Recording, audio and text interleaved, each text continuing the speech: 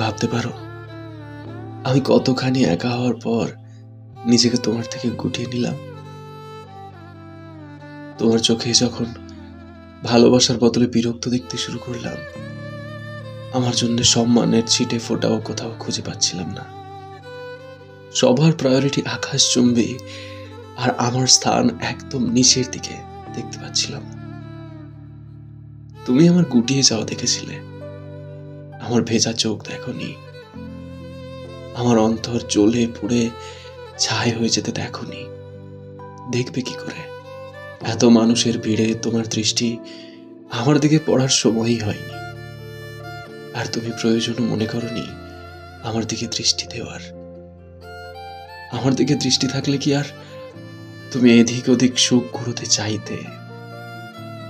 অতঃপর আমি চুপ থেকে নিজেকে গুটিয়ে নিতে শিখে গেলাম।